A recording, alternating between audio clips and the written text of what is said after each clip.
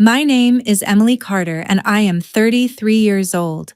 And right now, a federal judge is standing at the end of my mother's dining table with a champagne flute in his hand, making a toast that was supposed to be about my brother's engagement, but has turned into my cross-examination instead.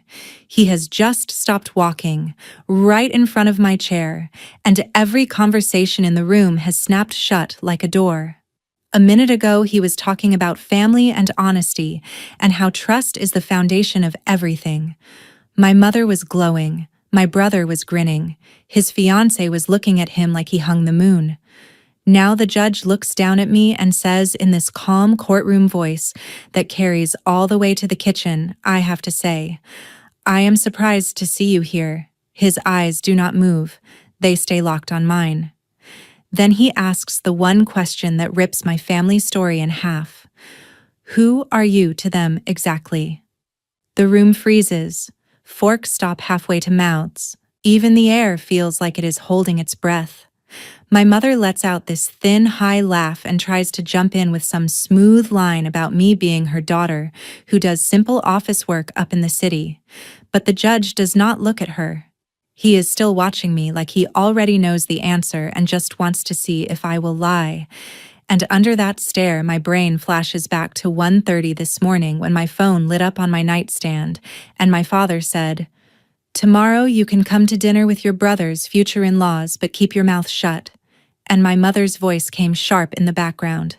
Her dad is a federal judge. "Do not embarrass us the way you always do," I said. Got it, and thought I could swallow myself for one more night. Now the very man they were so desperate to impress is waiting for my answer, and I know whatever I say next will either keep their house of lies standing or burn it to the ground. Before I tell you what he said, and what happened after I walked out, tell me, what time is it for you right now, and where are you watching from? I'm curious to see how far this story will travel. To understand how I ended up being the girl my own parents were afraid to claim in front of a judge, you have to understand the mantle test. That is what I started calling it in my head when I was 7 years old, standing in our living room in Maple Grove, Indiana, staring at the shelf over the fireplace. There were 6 framed photos up there. 5 of my little brother at different ages in different uniforms. T-ball, soccer, church Christmas play, birthday party with a frosting-smeared grin, and one of me. A stiff school picture where my front teeth were too big for my face. My photo was jammed behind a chunky ceramic angel and a fake ivy plant. You had to lean left and crane your neck to even see my eyes. That day, I dragged a dining chair over, climbed up, and slid my own picture out from behind the leaves. I put it dead center between 2 of my brothers. Then I climbed down and waited. The next afternoon when I got home from school, the chair was back at the table and my photo was back behind the ivy. That was the first mantle test. After that, I stopped moving the picture and started moving myself. Every time my mother erased me, I raised the stakes. When my brother made the all-star team, I told myself if I came home with straight A's, maybe my picture would move out from behind the plant. When he hit a game-winning double, I decided if I became valedictorian, maybe my mother would brag about me to someone, anyone. Instead, I graduated second in my class, and my mother skipped the ceremony to sit on a metal bleacher watching my brother warm the bench for a regional playoff. She called later and said they almost put him in, like that was the real headline. I took my full ride to Northwestern, packed everything into my rusty Civic, and drove the 3 hours to Chicago with my father's hug still stiff on my shoulders and my mother's parting words in my ear. Do not go getting any ideas above your raising. At college, I fell in love with words and records and the rush you get when you crack something open that people in power hoped would stay shut. I became the kid who stayed in the student newsroom until 3 in the morning chasing leads for stories no one thought mattered until they blew up on the front page. After graduation, I clawed my way into an entry-level job at a Chicago paper, the Herald, fetching coffee and fact-checking other reporters' copy until someone finally let me chase my own piece about a landlord who was letting kids live with mold and rats. That story led to inspections and fines, and a grudging "you" did good from my editor. I called my mother that night, bursting to tell her. She cut me off before I finished the first sentence and asked if I had heard how many points my brother had scored in his rec league game. I still tried the mantle test from a distance. Every promotion, every award, every pay raise. I thought maybe this time she will see me. Maybe this time she will put my picture where people can actually find it. Instead, she told the neighbors that I had dropped out of school because the city was a bad influence, and that I was working some little office job to make ends meet. She never said what office because that kept it vague enough for her to bend it any way she needed. I know because one Thanksgiving, I sat in the kitchen refilling coffee while the woman across the street asked my mother if I was still struggling with that depression thing. I had never been diagnosed with anything.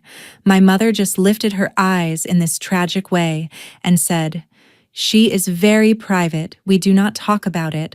I scrubbed the same coffee stain for 3 full minutes so I would not march in and scream. Instead, I kept driving back for holidays, kept calling every Sunday, kept sending birthday cards with little notes my mother never mentioned. I was the kid who kept running the mantle test with my whole life, hoping one day I would come home and see my own face front and center, hoping love would eventually outweigh the story my mother liked better. Let me tell you about my brother and the story my mother built around him like a glass case. My brother Ryan is 4 years younger than me. Broad smile, easy laugh, the kind of man strangers describe as a good guy after knowing him 5 minutes. He sells used cars at a big lot off the interstate outside Indianapolis. Nothing wrong with that. It is honest work. But in my mother's mouth, it turns into something else entirely. To hear her tell it, he is a regional sales director for a major automotive group who is on the verge of being promoted to corporate. She tells the ladies at church that he manages dozens of people and is flown out to conferences. My favorite was the time she told her book club he had closed a multi-million-dollar fleet deal with the state. I only found that out because one of those women messaged me on social media to say how proud I must be of my baby brother. Meanwhile, Ryan still lives 15 minutes from our childhood house, has a supervisor who schedules his shifts, and sends me texts asking if I know anyone who needs a decent minivan. The first time I heard my mother inflate his title in front of me, I laughed because I thought it was a joke. "Mom, that is not his job. He is a salesperson." She shot me this look and said, "It sounds better this way. Why do you always have to be so negative?" Slowly it sank in that for her the issue was not what was true. It was what sounded good, and nothing about my life fit the picture she wanted on display. I do not have a husband or children. I live in a 1-bedroom apartment in the city with a dying ficus and a stack of reporter notebooks on the counter. My job as an investigative reporter means long hours, public hearings, and poking into the kind of secrets polite people pretend not to see. There is no way to spin that into something that makes you look like the perfect small-town mother. So she spun something else. She built an Instagram account that might as well have been called Mom of the Golden Sun. Photo after photo of Ryan in a suit at a dealership event. Ryan holding a plaque with a sales award. Ryan grilling burgers in our backyard while she wrote captions about how hard he worked for his team. I scrolled through over 2 years of posts one night while I sat alone on my couch after filing a story about corruption in the city housing department. I had just gotten word that my reporting was being nominated for a national award. My name did not appear once on her page, not even in the background of a Christmas photo. Just my elbow cropped out of frame here and there. On a weak impulse, I tapped a heart on one of the posts and commented, "Love seeing him happy." She deleted the comment within an hour. The only reason I know is because I checked back in a moment of self-loathing and found nothing. It was like I had tried to step into the picture and she had gently pushed me back out. Last year, my paper gave me the green light to dig into a series of police shootings in a nearby city. I spent 8 months buried in body cam footage, court transcripts, and records requests. I sat through every day of a civil trial where the family of a teenager sued the department. The federal judge on that case was the same man who would later stand in my mother's dining room. Back then, he was just the sharply focused figure in a black robe at the front of the courtroom, but he noticed me. He watched me take notes, watched me wait in the hallway for lawyers and families. After the verdict, he spoke on a criminal justice panel, and my editor made me cover it. When the room cleared, he stopped me on his way out and said, "Ms. Carter, your series was some of the most thorough reporting I have seen on this issue. It takes courage to hold a system like that to the light." Then he shook my hand and kept walking. I stood there clutching my notebook like it was an anchor, wanting to call my mother and tell her that a federal judge had just praised my work. I did not. The last time I tried to tell her about a big story, she had responded with, "Honey, nobody wants to hear about all that depressing stuff. Anyway, did I tell you Ryan might get a company car?" So I tucked that compliment away in the same quiet place I kept every win she did not want to see, never imagining that the judge and my family would collide around one dining table. The call came on a Tuesday night, or technically Wednesday morning, because my phone lit up on the nightstand at 1:30, and for a second I was sure someone had died. Nobody calls at that hour with good news. I fumbled it up to my ear and saw my father's name. His calls are rare enough in daylight. At that time, it felt like an emergency. "Dad, what is going on? Is everyone all right?" I sat up so fast my heart was already pounding. His voice came through low and careful, like he was reading a script and did not want anyone to hear him mess it up. Your brother and his fiancée are having her parents over for dinner Friday. Your mother says you can come. Can. Not should. Not we want you here." I exhaled and tried to slow the adrenaline. "Okay, sure. I can make that drive after work." Then in the background, I heard my mother's tone, sharp even through the speaker. "Did you tell her? Did you?" My father cleared his throat. "Your mom wants you to understand a few things. Her dad is a federal judge. It is a big night for Ryan. We want to make a good impression." My mother's voice cut in full force. "Emily, you can come, but you need to keep your mouth shut about your job.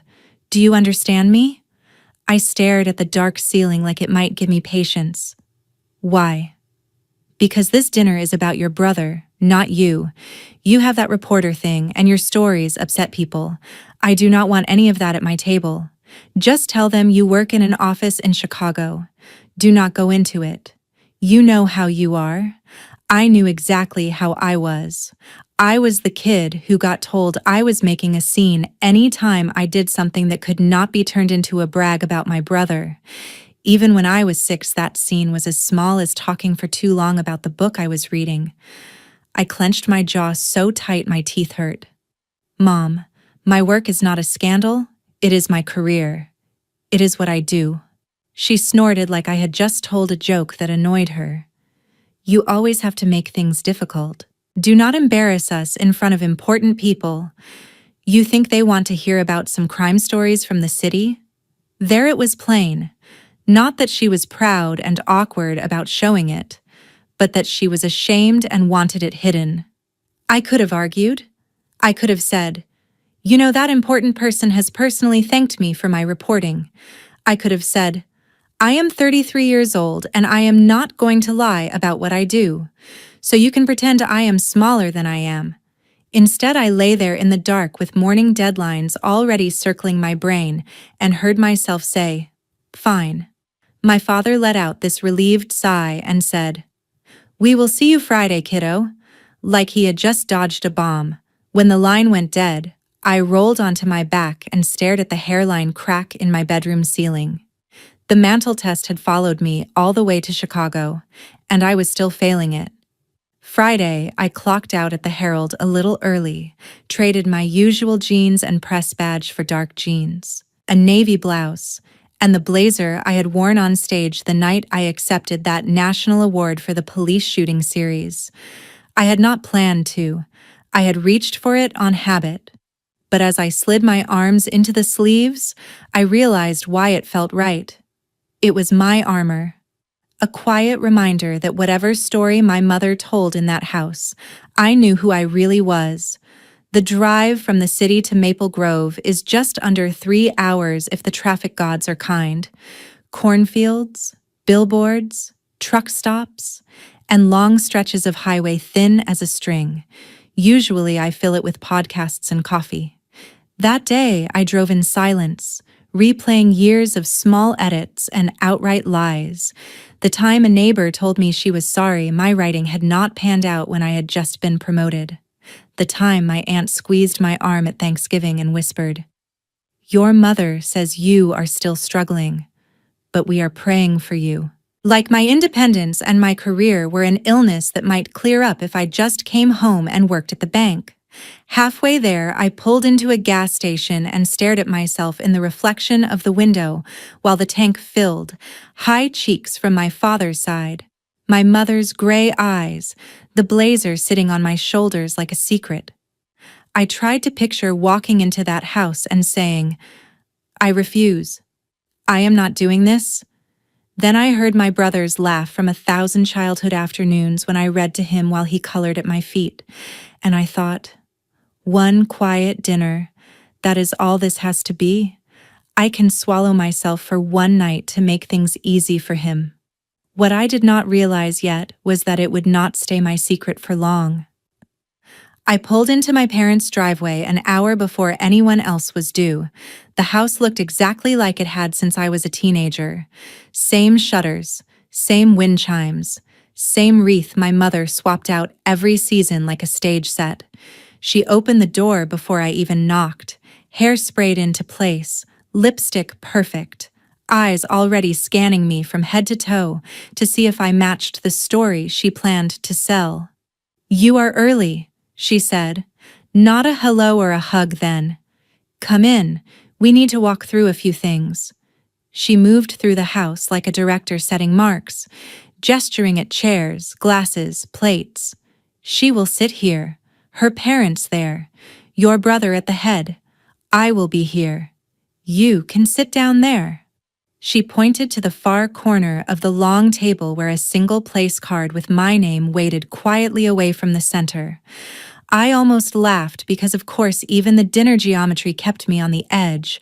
"Mom," I said, at least trying, "are you really going to introduce me as someone who does generic office work?" She straightened a napkin that did not need straightening and said, "Emily, you are so dramatic. No one cares what you do. They just need to know you have a job. Your brother is the one building a family here. Do not make this complicated." In the living room, my father sat in his recliner with the local paper held up, eyes glued to the sports section. Like if he did not look up, he could not be drafted into any argument. I remembered being 8 and asking him once why my mother never talked about my spelling bee trophies. He had patted my knee without taking his eyes off the television and said, "Your mom gets excited. Just let her talk." 30 seconds later, she had walked in and started another monologue about my brother's pitching arm, and the memory folded over the present like tracing paper. The doorbell rang and snapped the house into performance mode. My brother's fiancée came in first. Megan, tall and warm, with the kind of open face that makes you feel like you can exhale. She hugged my mother, kissed my brother's cheek, then turned to me with her hand out. "You must be Emily. He has told me so much about you. You live in Chicago, right? What do you do out there?" For one electric second, I could feel the answer on my tongue. The truth, the courtroom days, the late nights in the newsroom, before I could open my mouth. My mother seemed to materialize at my shoulder, her nails grazing my arm just enough to pinch. "Emily just does administrative work for a little office downtown," she said. "Nothing exciting. Now let me see that ring." She looped her arm through Megan's and steered her toward the kitchen, her voice turning sugary as she cooed over the modest diamond. Megan looked back at me once over her shoulder, eyes studying me like she could feel the seam where my mother's sentence did not quite match my posture. The second doorbell came right on time. My brother stood straighter. My mother smoothed her blouse and opened the door with a wattage she saves for outsiders. In walked the judge and his wife. He was taller than he looked behind the bench. Silver hair, deliberate gaze. His wife Diane had the composed presence of someone who has spent her adult life being introduced as Mrs. and still kept her own mind. My mother launched into handshakes and compliments. "So honored to have you. Come in. Welcome to our home. This is our son Ryan." She put both hands on my brother's shoulders as if presenting a prize. Ryan shook the judge's hand with that charm that has always come easy to him. I saw the judge measure him, polite, neutral. Then my mother turned toward me, her tone changing almost imperceptibly. Lighter, faster. "And this is our daughter Emily. She works in an office in Chicago, keeps busy but nothing too intense." The judge took my hand, his palm warm, grip firm, his eyes locked onto my face and stayed there one heartbeat too long, "Carter," he said slowly. "Emily Carter." There was the flicker I had seen from the gallery seat. The way his brow tightens when a fact in front of him does not match the record in his head. My mother laughed too loudly. "They have had such a long drive. Let us get everyone seated."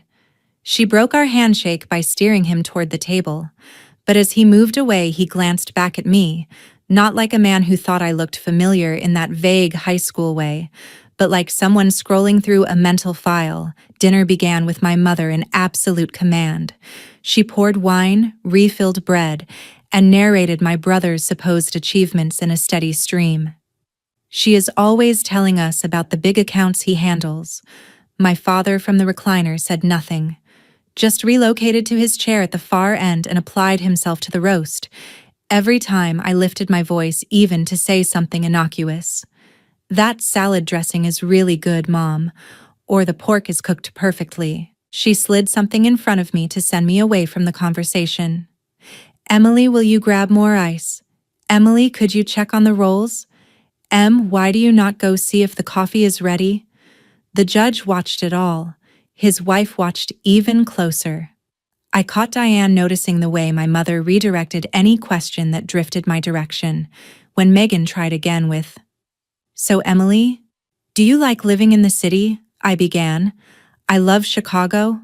My office is near," and my mother launched over me with, "Speaking of cities, did we tell you Ryan might be going to Dallas for a conference?" My words died mid-sentence. The judge's gaze sharpened just a fraction. Diane set down her fork with a soft click. The table hum kept going, but something under it had changed. I could feel it in the way the judge's questions started circling me more directly, in the way my mother's laugh got thinner each time she batted them away. The whole night was starting to feel like the mantle test with witnesses. The shift came when the judge lifted his glass and tapped it with his knife. The clear ring cut through my mother's story about Ryan's latest sales numbers and brought every head up. "If I may," he said, "I would like to say a few words." My mother practically sparkled. This was what she had been angling for since the first place card was written. "Of course," she said, "we would be honored." He stood, buttoned his jacket in that practiced way people in power have, and began to talk about family and character and what it means to trust the people you are about to join your life with.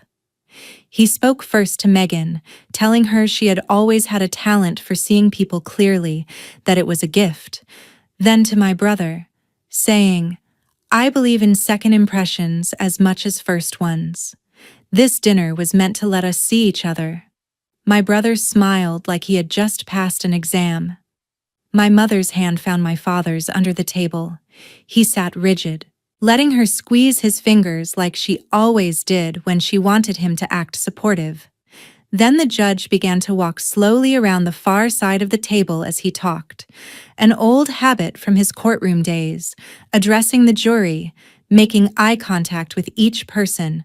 When he reached my corner, he stopped, turned toward me fully, and let the silence stretch just long enough that every eye followed his. "I have to say," he repeated, and this time he let the weight of his words settle. "I am surprised to see you here." My mother jumped in with her bright voice. "Oh, Emily is very private, but she is thrilled for her brother. We are all just so happy." He did not even glance at her. His gaze stayed steady on me. "Who are you to them exactly?" he asked, not unkind, but with the precise curiosity of a man who already knew the outline and was giving me a chance to fill in the blanks. My heart punched against my ribs. For a heartbeat, I considered doing what my mother had asked, shrinking, smiling, repeating her line about office work and letting the moment slide past. But I remembered the way he had said Ms. Carter in that courthouse hallway months ago. Remembered the stack of articles with my byline spread out on my editor's desk. Remembered the way my own name had never once crossed my mother's lips online, and I heard myself say, "I am their daughter and Ryan's sister, and I am an investigative reporter for the Chicago Herald." The silence that followed had a different texture than the usual awkward pause. It was dense, loaded. My mother's chair scraped an inch. "You know," she said with a tight laugh, "Emily plays around with some writing, but really she just does office work." The judge finally turned his head toward her, his expression blank in the way that says everything. "Mrs. Carter," he said to me, "your series on the Southport police shootings was some of the most important journalism I have seen in my courtroom. Your reporting was cited in 3 briefs in my case." I watched my mother's face crack like thin ice. Diane inhaled sharply. Megan looked from him to me with eyes wide. "My father told us your daughter did office work," Diane said slowly, her voice level but cold. "Nothing about front-page investigations." My mother fumbled her napkin. "I did not want to make a fuss," she said. "Emily does not like attention. I did not want to pressure her." Megan turned fully toward my brother. "Is that true?" she asked. "You never told me your sister was that Emily Carter, the one whose articles we read in class. She is the reason we talked about that case in my nursing program." My brother swallowed, his face blotchy. "Mom did not want drama," he muttered. It came out small. The judge looked back at him. "Drama is when people lie and then have to live with the fallout, son. This is just the truth." He shifted his attention down the table. "And since we are clearing up titles, what exactly is your position at the dealership, Ryan?" My brother blinked, startled. "I am in sales," he said. My mother lunged. "He is a manager, practically a director. They lean on him for everything," she said, as if sheer insistence could turn the word true. My brother stared at his plate. "Tell them," Megan said quietly. "Say the actual title on your pay stub." Every muscle in my mother's face tensed. "Ryan," she hissed, "do not be ungrateful."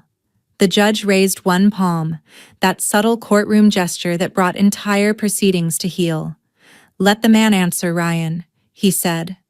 My brother exhaled like someone letting go of a lie that had gotten too heavy. "I am a senior sales associate," he said. "I do not manage anyone. The only thing I direct is where people sign." The room sank into a silence even thicker than before. Megan pushed back her chair slowly, napkin folded with deliberate care. "I need some air," she said. My brother reached for her hand. "Megan, wait. This is nothing. Mom just likes things to sound nice." She pulled back. "Likes things to sound nice," she repeated. "Or likes to rewrite reality, because there is a difference. And if you stood by while she erased your sister and lied to my parents about both of you, I need to understand what that says about you." "Megan," my mother broke in, tears starting now. "I only did what any mother would. I wanted you to see our family at our best." Diane stood, her chair legs screeching faintly. "No," she said. "Any mother might brag. Any mother might round up a detail. But what you did was erase one child to inflate another and then ask her to help you do it. That is not love. That is control." My father finally spoke, his voice rusty. "She is right," he whispered. Everyone turned toward him as if he were a piece of furniture that had suddenly started talking. "Linda," he said to my mother, "you went too far."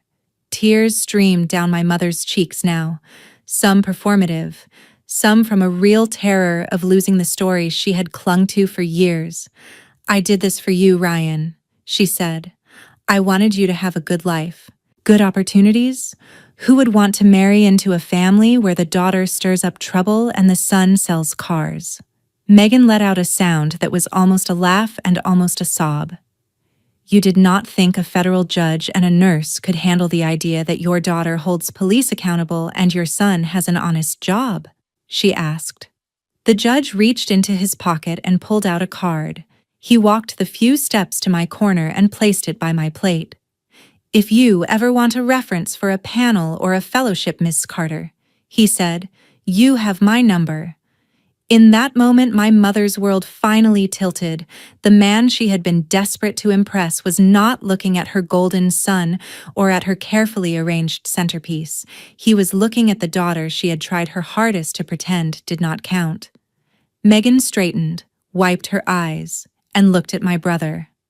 "I cannot marry into this as it is," she said. "Not unless something changes drastically. I am calling off the engagement." She pulled the ring off and set it carefully on the table runner in front of him. My mother's wail cut through the room. "You cannot do this," she cried. "You cannot ruin his life because his sister wanted a moment in the spotlight." I stood slowly, placing my napkin beside my plate with deliberate calm. "I did not want the spotlight," I said. "I wanted a seat at my own family's table where I did not have to lie about who I am." The judge and Diane moved toward the entryway. Megan followed, pausing only to look back at me. "Thank you for telling the truth," she said. My brother stared at me, eyes wild. "You just destroyed everything," he said, his voice cracking. "No," I replied. "I just refused to keep helping Mom destroy me." Then I turned to my mother. "I love you. But this is the last night I will ever make myself small, so you can feel big. If you want me in your life, it will be as I am, not as some dim version you find acceptable." She flinched like the words had landed physically. My father bowed his head. The judge held the door for his wife and former future daughter-in-law, and I picked up my blazer from the back of my chair and walked out of the house I grew up in without waiting for anyone to call me back. The drive back to Chicago that night was the strangest kind of quiet. Not the numb silence I used to feel after family holidays where I had smiled and swallowed and driven home with a headache. This was the silence after a building has finally been condemned and knocked down. You can still see the outline of what used to stand there, but the air feels cleaner without the weight of it. My hands shook on the steering wheel once I hit the interstate. All the adrenaline I had tamped down at the table finally getting permission to move through my body. I did not turn on the radio. I replayed every moment instead. The look on Megan's face when she realized who I was. The way the judge's voice had stayed gentle but immovable. The crack in my father's voice when he finally told my mother she had gone too far. I pulled into my apartment garage close to midnight, locked the car, and carried my overnight bag upstairs without checking my phone. It stayed face down on the counter until morning when coffee and daylight made it feel safe enough to flip over. 12 unread messages lit the screen. My mother in a rapid fire stream from late evening. "You have destroyed your brother's future. Megan left with them. The judge will never forgive us. I hope that career you love so much keeps you warm when you are alone." My brother, more scattered. "Why could you not have just said you work in an office?" It was one dinner. Mom has not stopped crying. Then a final one that stung more than I wanted to admit. "You always have to make everything about you." Dad had sent one at dawn. "I am sorry, Em." That was all it said. 3 words more than I had ever heard him offer in person. Then there was a number I did not recognize with a local area code from back home. "Hi, Emily. This is Megan. I am so sorry about last night. I had no idea what your mother had told my parents about you. If you are willing, I would like to meet for coffee when I come back through the city. I want to hear your side without anyone editing it. I stared at that message the longest, something in my chest loosening for the first time in hours. We met 2 weeks later at a cafe near my office. She showed up in jeans and a sweatshirt with her hair in a messy bun, looking more like a grad student than the poised woman from the dinner. "Thank you for meeting me," she said, hands wrapped around her mug. "My mother told your parents that I was unstable. Did you know that?" I asked without preamble. She winced. "She implied you had issues and were not close to the family. She said the city had changed you, and that it was better not to bring up complicated topics around you." My father was expecting someone fragile or volatile at that table. Instead, he saw the woman whose articles he had been quoting to his clerks. Ryan admitted later that he knew about the lies, not all the details, but the gist. He shrugged it off as just how your mom is. I let the words land. "That sentence," I said, "is how bad behavior stays glued into families for generations. Just how they are. It is the most dangerous shrug in the world." Megan nodded, eyes bright. "I am not saying Ryan is evil," she said, "but he has let your mom hide behind him for years, and he has been willing to let you take the cost." I asked her if she was really done with the engagement. She looked down at her hands. I told him I would consider trying again if he did real work. "Counseling, boundaries, owning his part," she said. "But I also told him I will not marry him unless he can stand up to his mother without asking you to lie for him."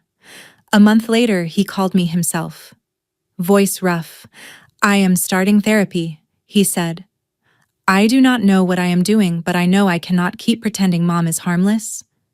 He apologized not in a neat speech, but in messy fragments, for laughing when she dismissed my stories, for not telling Megan the truth, for standing there at the table looking more angry at me than at the lies that had just detonated his future.